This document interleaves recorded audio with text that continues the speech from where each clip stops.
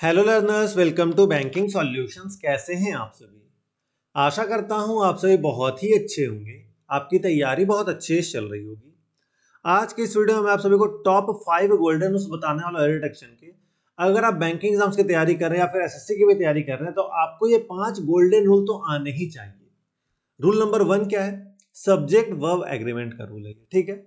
बचपन से आपको ये चीज पता है कि अगर सिंगुलर सब्जेक्ट है तो सिंगुलर वर्ब होना चाहिए, प्लूरल सब्जेक्ट है तो प्लूरल वर्ब होना चाहिए, ठीक है। फिर भी आप इसमें गलती करते हैं। यहां पे एक एग्जांपल दिया है, the list of items are on the table. इसमें गड़बड़ी क्या है? इसमें गड़बड़ी है कि यहाँ पे आर नहीं आएगा, इज आएगा। बहुत सारे स्टूडेंट्स यहाँ पे गलती किए होंगे। देखिए, इसका सब्जेक्ट जो है वो लिस्ट है, तो लिस्ट के साथ सिंगुलर वर्ब आना चाहिए, ठीक है। लिस्ट सिंगुलर के साथ सिंगुलर वर्ब आना चाहिए, इसलिए लिस्ट के साथ इज लगेगा। तो सही इसका स्टेटमेंट क्या होगा? The list of items is on the table, ठीक है।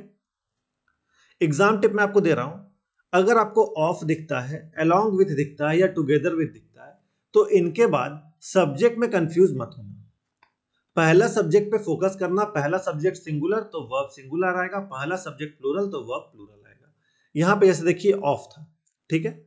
तो स्टूडेंट इसमें कंफ्यूज हो कि आइटम्स है तो इसके साथ तो आ रहा है क्योंकि ये प्लूरल है, बट ऑफ अलोंग विथ या टुगेदर विथ रहे तो पहले सब्जेक्ट पे फोकस करिएगा। वो सिंगुलर तो सिंगुलर वर्ब, वो प्लूरल तो प्लूरल वर्ब, ठीक है। रूल नंबर 2 की ओर बढ़ते हैं, टेंस कंसिस्टेंसी, ठीक है।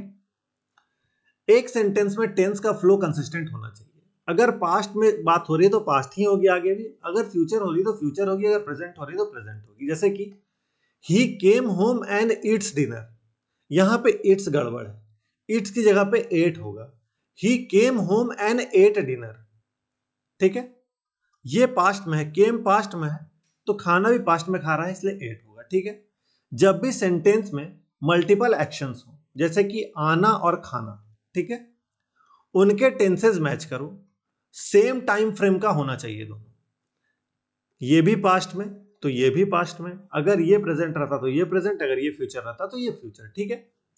नेक्स्ट बढ़िए, प्रीपोजिशन यूसेज की ओर। रूल नंबर 3 आपका प्रीपोजिशन यूसेज है। प्रीपोजिशन का गलत यूज एग्जाम में कॉमन एरर आता है, ठीक है। हर बार आपको ये लगभग एग्जाम में देखने को मिलता है। He is good in English नहीं होगा। बचपन से या बहुत बार आपने सुना, अगर आप एग्जाम की तैयारी करें तो आपने बहुत बार सुना होगा कि सब्जेक्ट के साथ एट आता है, ठीक है। He is good at English हो जाएगा। शी इंसिस्टेड टू गो नहीं होगा, शी इंसिस्टेड ऑन गोइंग होगा, ठीक है।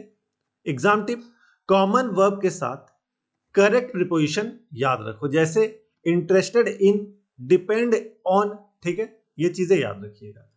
पूरा मैंने कॉमन वर्ब का एक लिस्ट आपको दिया है, इसी चैनल पे आपको वीडियो मिल जाएगा, उसको जाकर देख सकते हैं। अगर आपको और डिटेल में चाहिए, ज्यादा चाहिए तो आप कमेंट करके बताइएगा।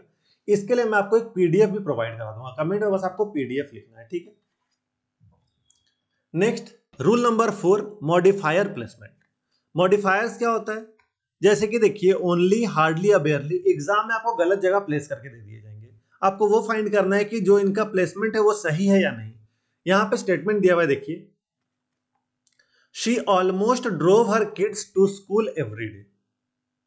यहां पे ऑलमोस्ट जो है ये गलत जगह लगा हुआ है, ऑलमोस्ट यहां पे नहीं होना चाहिए। ऑलमोस्ट कहां होना चाहिए? She drove her kids to the school या to school almost every day, लगभग हर दिन, ठीक है।